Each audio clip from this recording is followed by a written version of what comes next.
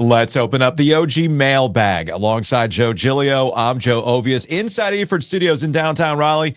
As always, we are brought to you by Copiers Plus. Check them out online at copiers-plus.com. But on Fridays, when we open up the mailbag, it is a butcher's market mailbag. Check them out online. Get your catering orders in. More importantly, if you want to cheat for that holiday party you got invited to, you got to bring a side or something like that, just go to the butcher's market.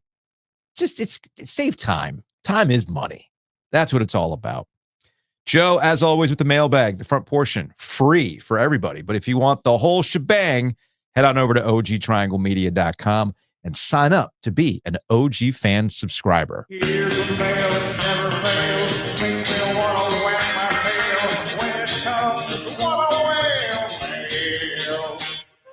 All right, Joe, this comes to us from Ken. Chapel Bill's contract appears to have a $1 million buyout after June 1st, 2025. For the record, it's $10 million right now. June 1st, 25, it kicks in that it's $1 million. That seems an awfully low barrier to leave after a short time period. Does that signal he's likely to bounce before TCU? Before TCU? Before TCU. I will say this. No. Does that make it more likely he's only going to be in Chapel Hill for a year? I would be inclined to say yes.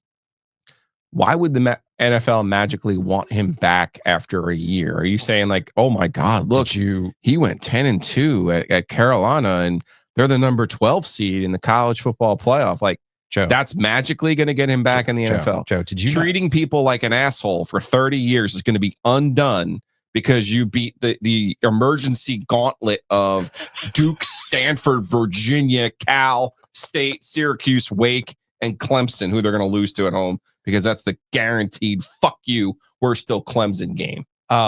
Did you not read the Seth Wickersham ESPN piece? Oh, I'm sorry. He told the NFL. Yes, that's right. You can't fire me. I quit. He's disgusted with the NFL. Yes. He looks around like a Ronin samurai, just, like it's like this warrior poet who's left the NFL. You don't understand. I'm disgusted with what you've become. Rich owners and their fail sons. Never mind. I have my own people that are coming with me. But that's not the point.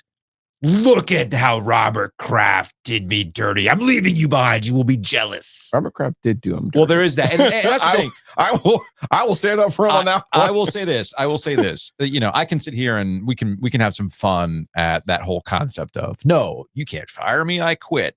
But in Bill Belichick's defense, the Patriots and the kind of sports washing, if you will, of the Patriots dynasty has absolutely done him dirty. Now, does he have a role in this, in the way he is kind of perceived with people? Sure, but sports is filled. Perceived? Or is. Sport, but here's the thing. Yeah, I don't know Bill Belichick, but what the NFL is telling you is that's who he really was. Let me ask you this. That's what the NFL is telling you. In sports, who gets to be an asshole and lauded for it? The winner. Was he not a winner? Absolutely. So why is he the one that has the bad asshole and Michael Jordan is the great asshole? He's the bad one that we can't stand. He's got to get the hell out the paint, but we'll make every excuse for Tom Brady, who was just as much of an asshole. And he's still an asshole today. I mean, Baker Mayfield, that whole Baker Mayfield thing illustrated to you why people got sick of the Tom Brady message. All right. Well, Tom still gets to call his shot because he left Belichick and won a title without him. And is that what maybe this is? So in perpetuity, he gets to call his shot. So I did not watch the Apple documentary about the dynasty, the 6-ring thing, right? But Seth Wickersham did portray a situation where, of the totality of the 6 rings, they really diminished the first 3, which I think most people could understand. Like, come on, man, that was Belichick in his bag. Yeah, I mean, come on. And the fact that they're diminishing this and the Crafts, as you know, with Atlanta, I could see where Bill is justifiably upset. Yeah. But now we're here.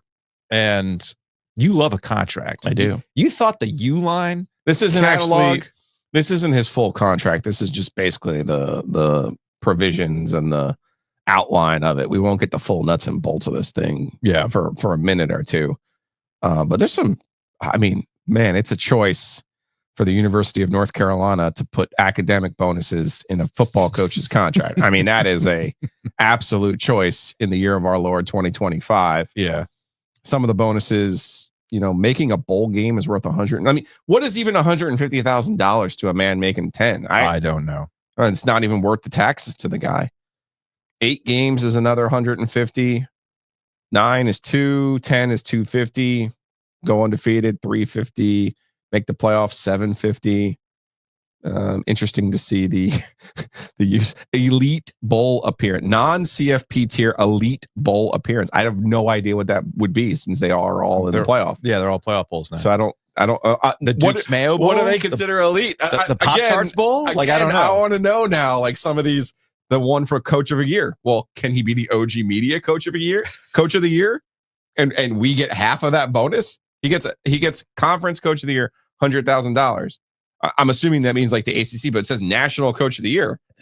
Well, what's stopping anybody from naming him the National Coach of the Year and him getting a $250,000 bonus? He could be the Pat McAfee Show National Coach of the Year. Right. I just want to see some of these things. I love stuff like this. The contract, what was it? You were talking about the grade incentives. Belichick can earn up to $150,000 if the team's GPA is 3.0 or higher.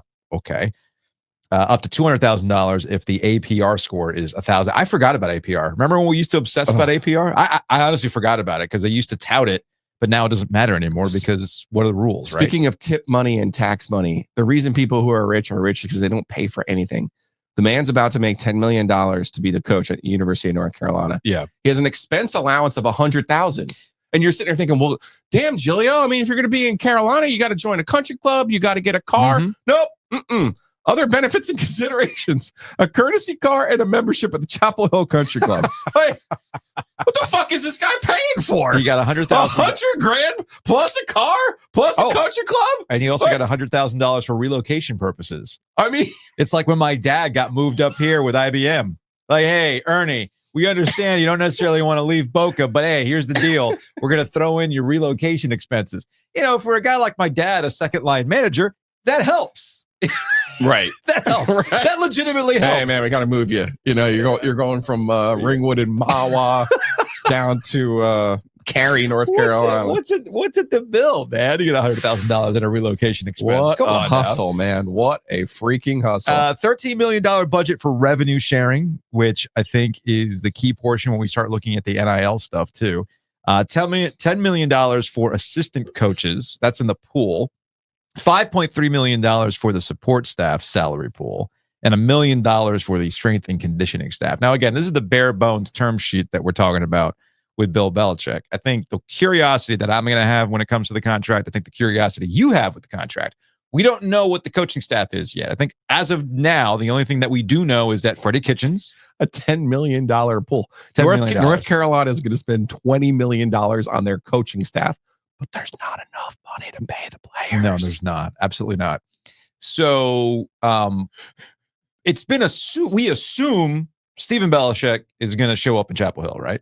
That's what we assume. Working on that assumption, I would think, yeah. Okay, so I would imagine, because public university, we're going to see the details of that contract. And we'll find out real quick how that plays out with Stephen Belichick if he shows up on staff. I would imagine he will. I don't know why he wouldn't at this point. But right now, the only thing that we do know is that Freddie Kitchens, who's the interim coach right now, will be on staff. He's going to be coaching the bowl game. I got to imagine Bill Belichick is going to show up in Fenway. I mean, come on now. Why not? I mean, that's the favored son coming home to watch his new team in a bowl game take on UConn. Who doesn't live for that, man? That's football. That's pure football, uncut football. By the way, and Mike Lombardi is confirmed. He's not official, but I mean, Mike Lombardi's already out there doing the whole death row thing. If you're in the portal, come to Carolina, come to the Hill. By the way, Jeff Collins' salary as the defensive coordinator for North Carolina last year was $1.1 million. Wow. So the Belichick family, for those who are asking, why would you ever do this? Well, I mean, I know they have a lot of money. I get that. But you know what people with a lot of money love more than anything else? More money. You've got mail. From Bennett, Joe's. I feel like with how much y'all talk about how UNC has so many advantages over state, that this isn't a real way to know if someone can be better than Triangle good. If you don't do it at state, it doesn't count. Hard stop. I understand the sentiment coming from Bennett on that. Because yes, Carolina technically has every benefit going its way in the state. It's the flagship university. They've got Michael Jordan. Shout out to everybody who has sent me the Reddit meme of a crude drawing of a casino, a fake casino. It's like, here's how you get your NIL budget up. Fake casino that really is a funnel for NIL money that you get from Michael Jordan. I thought that was kind of funny.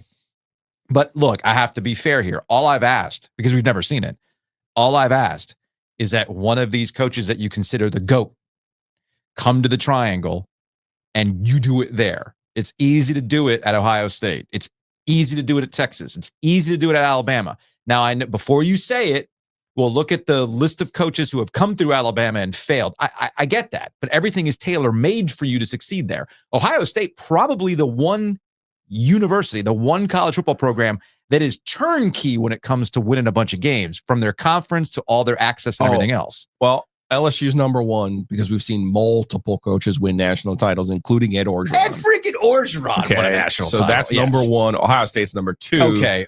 Because they've had multiple coaches win 10 games and win the Big Ten. Of course, multiple coaches usually stumble against Michigan and becomes their problem. Yes. I would say that's number two. Texas would be number three, would it not? I mean, in terms of resources, in terms of in-state recruiting, yes, but how many titles does Texas have in my lifetime? I get I'm that. fucking 50. I get that. They have one? I get that. They have one in my lifetime? Yeah, with Mac Brown. One? Yeah. One. Well, Notre Dame also has. No, Notre Dame has in my every lifetime, access in my lifetime in the world. In my lifetime, they only have. They have two. Two. In my lifetime. And they have one in yours. That's right. One in my lifetime. They have two in my lifetime. That's right. 77 and 88. But you see what I'm saying, Ed. Those places are tailor-made to succeed. People have failed at Notre Dame, though. It's on the coach if they fail. Okay. Yes, agree. It's on the coach if they fail. It's the flip side. It's the flip side for the Triangle. You need somebody to drag you out of Triangle good, man. And there have been multiple people who have tried, and they've all ended up the same, 500. So can Bill Belichick break Triangle good? Can he break through? Third best. I want to answer this question first. Oh, the third best? Is it Alabama? I mean, Alabama's crazy, but I think it's a tie between Alabama and Texas. The reason why I give the nod to Texas is because Texas gives you a little bit more runway to take off. Like, I know Bomani has made this point with us when it comes to Alabama. Hey, DeBoer, you go out and lose another 3 games next year, what's going to happen? You're getting the hell out the paint. They ain't going to accept that, right? They were already getting mad at Nick Saban for not winning multiple titles. How about Florida? Nah. Multiple coaches have done. I'm just thinking in terms here's the thing about Florida. Have multiple coaches done it? Here's the thing about Florida. Florida, and this is a discussion that we have not had. Oh, but shit. Have multiple coaches done it? Miami. The problem with Florida and Miami or any other Florida school is that Florida is North Carolina on steroids. Yeah. There's too many programs already in the state trying to play big football, so your talent pool is already diminished there. Then you have all the other programs that want to get top-level talent that go into Florida and get guys out of there too. So, you know, all the issues that we have with North Carolina and why it's tough for somebody to break out of Triangle good, and one of the reasons why we talk about North Carolina being a tough place to have a college football program is because you have this abundance of college football programs that play decent football beyond just the Triangle. Talking App State, talking ECU, Charlotte's trying to get up on a level, all those types of things. Hey, right? man, replay the Giglio's greatest hits from this year, man. Right. I mean, we could do that in the top 10, the OG 8, if you will, that we'll do at the end of the year. Florida is exactly that, just on steroids. Okay. We're on bath salts because we're talking about Florida. So that's why I don't put Florida in that mix. That's why I don't put Miami. That's why I don't put Florida State in that mix. There's just way too much crap going on in Florida for you to really break through anymore. I guess what I mean by multiple coaches, though, is no one's done it with more coaches than Miami. Well, yeah, even the heyday of the U was multiple coaches. But that was a different time in college athletics. It was. And you notice that Miami hasn't really been able to do that since Butch Davis left for Cleveland, and Larry Coker just slept walk into a title and should have won another one with the greatest collection of talent we've ever seen. Butch, I've got one question for you. Why in the world did you leave the greatest team in the history of college football? Well, Joe, one day when you're writing my book, I'll tell you the answer. So, still waiting. Back to... That was an actual conversation. I can hit up Drew. That was an actual conversation that happened. I know. I can hit up Drew. I think he still follows me on Twitter. I think he just won some like assistant award. So nice. Shout out to Drew Davis, man. All right, next up. Oh, before we move on, though, Can he break through? Break through triangle good? Triangle good. Oh, actually, let me dial that back. What will classify? I think if they make the college football playoff, that qualifies as breaking through. I agree. All right, next up in the OG mailbag from Paul. What is more plausible? Hubert Davis keeps his job if UNC misses the tournament, or Bill Belichick makes the playoff with UNC in year one? Man, that's a tough question. I am worried about everyone over there. Everyone. Oh, because of how this all played out? Everyone. Yeah. This was not a... I know Taylor Vippolis yesterday was being diplomatic. Mm-hmm. This was not a... I mean, sir, this is a Wendy's. This process here was not your search where it was like, hey, let's try to do this. It was a borderline coup. Yeah, here, and not a bloodless one to be sure, but it was one where it was like you had a faction of people with money at Carolina, clearly, who wanted to push the University of North Carolina into this new world of college athletics. And I think we know Bubba Cunningham's not hardline stance, but at heart belief in the opportunity for women's soccer, for field hockey, for lacrosse, for all of the sports not named football. He really does believe that deeply. Him, Jim Phillips, Boo Corrigan, they're all from that Kevin White family of these are we believe in the actual concept of college athletics. Yeah. So there's your push and pull. It's the side of how do we modernize this versus, those who might look at it like, hey, these other sports still should matter. And of course, sandwiched now between that is this question: how does this affect basketball at the University of North Carolina? And are the people with that money who are making this move for football, are they the same people as basketball?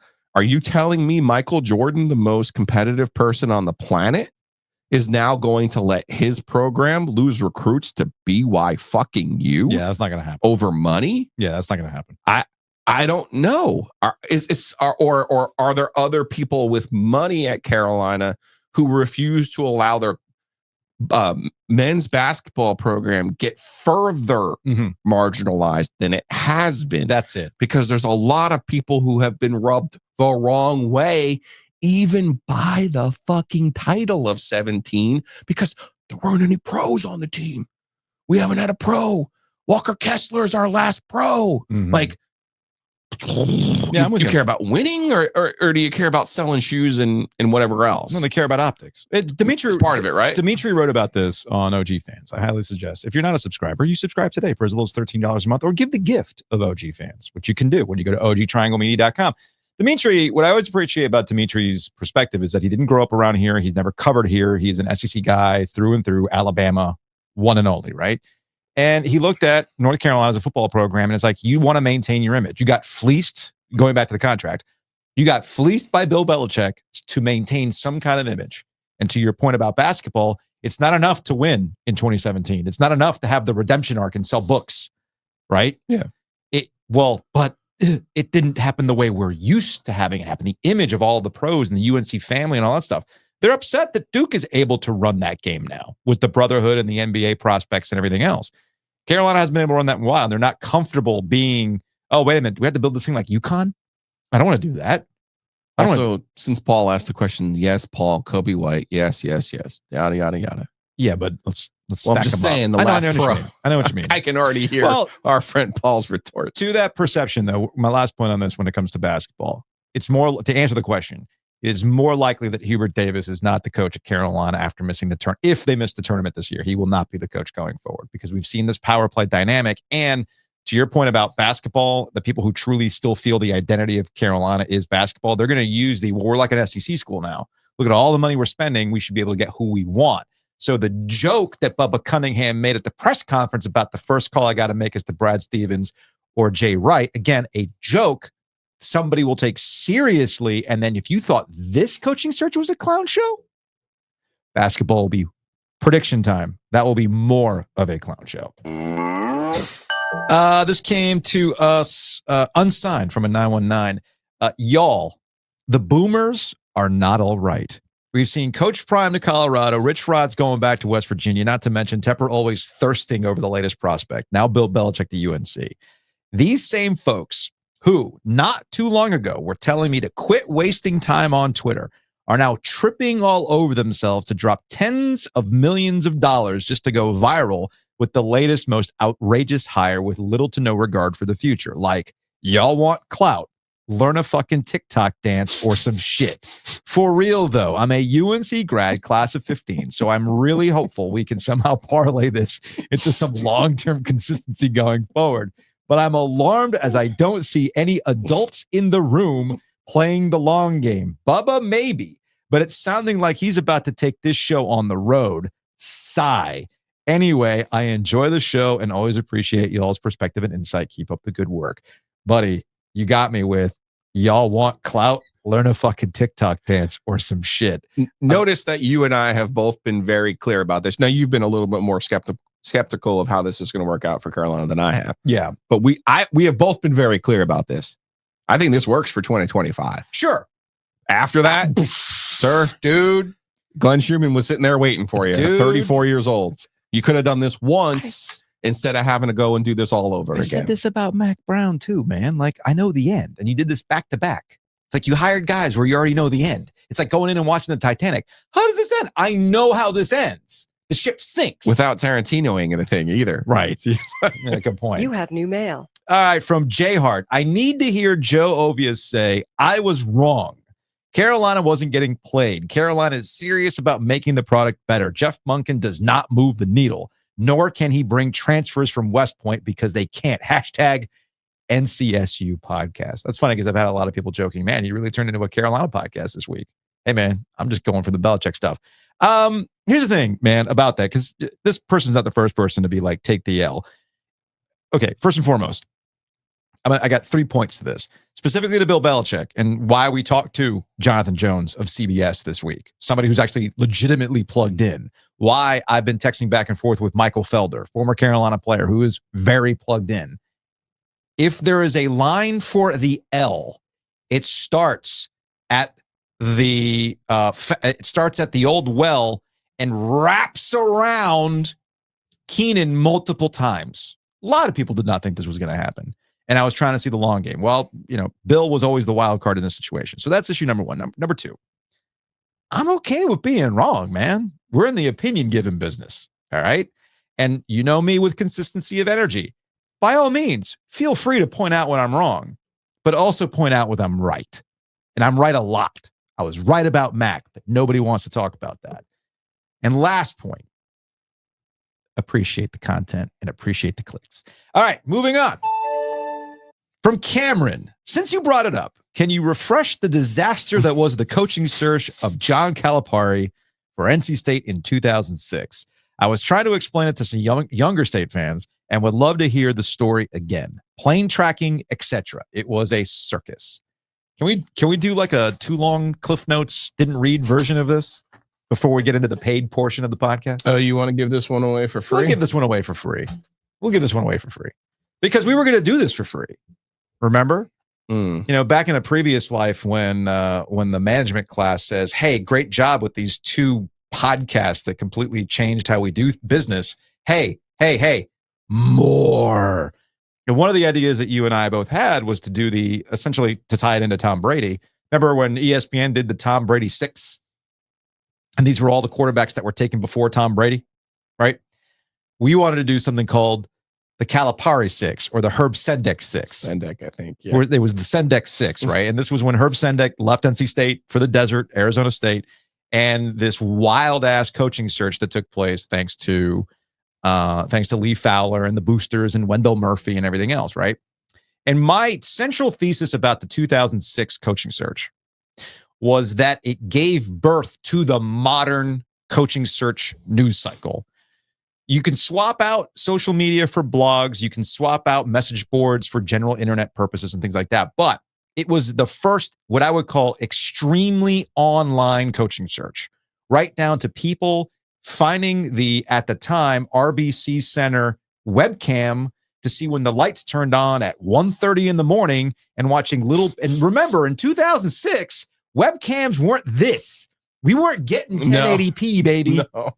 You know, the Razer Kaio Pro did not exist at that time. We're talking like a Logitech 480i quality pixelated image, and you're watching these little ants on the court, and it was John Calipari. And we've talked to people about this.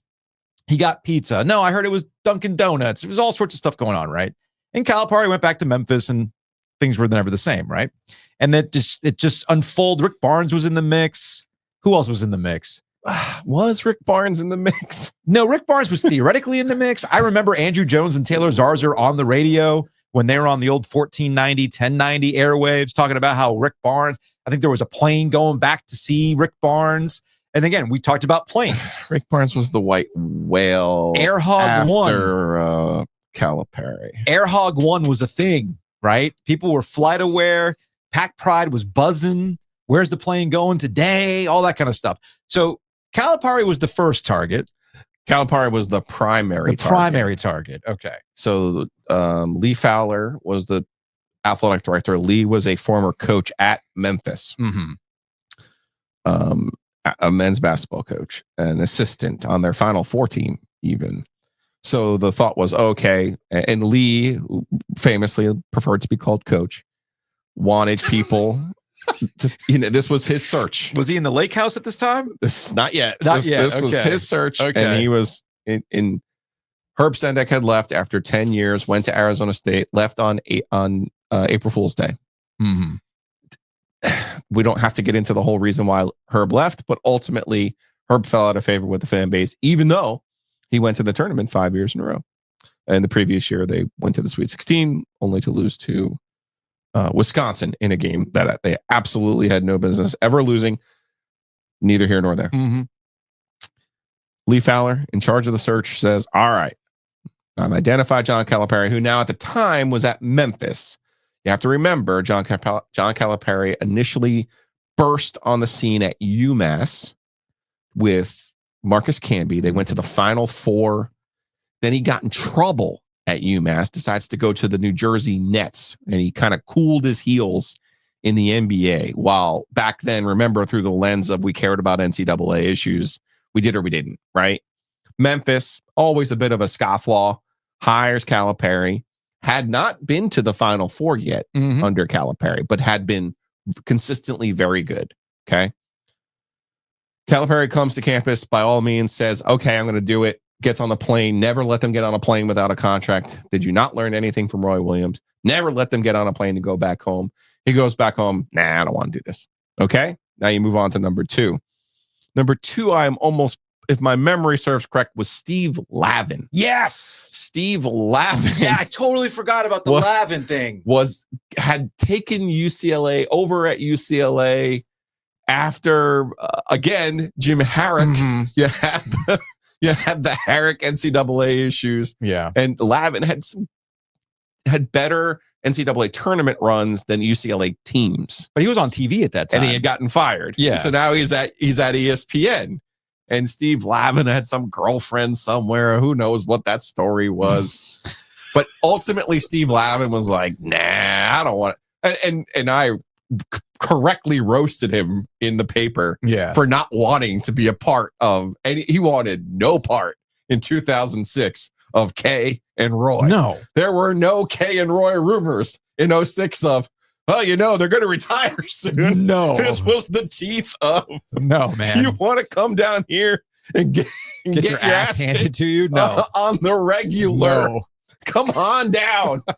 And Steve Lavin, who made his bones at UCLA, was like, what are you, fucking crazy? Yeah. I ain't taking that job. So then it was Lavin. Then we get to Beeline. Oh, okay. And Beeline, at the time, again, you got to go back in time. Yeah. He's at West Virginia. And he had his pit snoggle success. Knocked out Wake Forest. The pit snoggle. Yeah. But they ran a zone, a 1-3-1 zone. And they ran a bit of a funky, deliberate offense. And John Beeline, very learned, very smart, slightly dorky, potentially not the most gregarious personality on the planet. Did he like a coconut hoagie? Potentially. Possibly. So there were some, and then he had a buyout at West Virginia that ultimately became the stumbling point at West Virginia. And then, so Beeline falls through. Beeline was other than Calipari, Beeline was the one where the T's were all but crossed and those I's were dotted, and it was go time. Yeah. And then there was a little bit of hesitation from certain donors' parts. Wendell Murphy, is he too much like her? Is the buyout really worth it? I think they ultimately would have settled on Beeline, but the buyout becomes a bit of a stumbling block. And then we get to the Phil Ford. And then in a chess move, Wendell calls Carlton Tudor, Chip Alexander. He says, "We're going to talk to Phil Ford." Chip and Tudor look at each other like, you're gonna do what? Yeah. What? And Wendell's like, just do me a favor. Write the story. Yeah. Okay. So they do. Now, why did he write that story? Very interesting. Brian Windhorst points. Like, now, why would you do that? In the interim, the other coach that Lee Fowler had come up with was a guy at Creighton by the name of Dana Altman, who is now at Oregon, having the success that he's had, famously taking the Ducks to the Final Four, and also a masterful NCAA tournament coach. Yeah. But Lee Fowler is sitting here going, man, the fan base is really probably not going to accept Dana Altman after Calipari, Beeline, and Barnes was hovering. He was hovering around on the specter. Yeah. And for those who don't understand, Rick Barnes was at Clemson back in the day. Ricky from Hickory. He's from Hickory, grew up in High Point, or wherever he grew up, and coached at Clemson and famously confronted Dean Smith, physically confronted Dean Smith at the 96, 97 ACC tournament on the sidelines over Iker Iturbe. Okay. So state fans from that point on were they felt hard. We want this guy who's ready to fight Dean Smith for his players.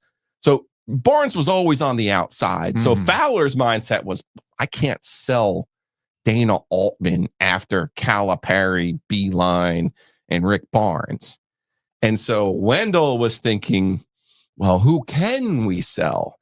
Well, you send in the Phil Ford flair, the distractor, because fans will be like, what? Phil Ford? Yeah, I remember that. And then they go, well, you won't accept a Carolina legend, but you would accept a Wolfpack legend. There were two. It wasn't just Sidney Lowe. Right. Who was the other assistant coach? He was at like a New York private school. Why is it escaping? Derek Wittenberg. Was it Wittenberg? Wittenberg was the second one. I couldn't remember. Well, Nate McMillan was also coaching in the NBA. Yeah, that Nate was also also one of those kind of like, whoa, could we get Nate? Yeah. Whoa. So it was Wittenberg versus Lowe. Not versus, it was, Okay, because that was the part I couldn't quite remember. But what I do remember with Sidney Lowe is that because it's NC State and you just can't tie this thing up while Lee Fowler's out in the lake house. And lost 40 pounds or whatever. Oh, yeah. He was, oh, man, I've lost 40 pounds. I think he said that at the press conference for Sidney Lowe, did he not? Or maybe it's a check-in. But never forget, they finally hire Sidney Lowe. But, again, different time in college athletics. He was missing one key resume point. Joe, what was that? He didn't have his college degree. Whoops. Now, you can get a job without a college degree. You can. But they had some weird requirement. The University of North Carolina system, yes, now has a requirement. Or at the time, even then, still had the requirement that you have to have a college degree. So he degree. went to like He went to St. Paul's. That's right. On the other side of the border there, of the North Carolina border in Virginia. So that summer, he had to cram a bunch of classes. Sidney had been an NBA head coach. Yeah. At the time, he was an assistant in the NBA with the Pistons, who were running hot. So it became an easier sell. But yeah, then there's probably a step or two in there that I'm missing without you giving me some homework to do. But no. But that's where I are. wanted to give the Cliff Notes version of it. Maybe next summer when we're looking for projects to do, like we go off on like a little 2-week thing. Maybe we do. We finally try to follow through on the Sidney Lowe 6 or the John Calipari 6 or whatever we want to call it. And then it all ends with a glorious moment with Sidney Lowe hugging JJ Hickson. Sidney Lowe at Durr Track Field where he was introduced. Yes. Good times. Anyway, we gave that to you for free. Just wanted to say, maybe we make the other thing an OG Fans exclusive. Either way, you can go be an OG fan right now. Go to ogtrianglemedia.com. The rest of the way is for paid subscribers only. We're about to hit the OG Sports phone.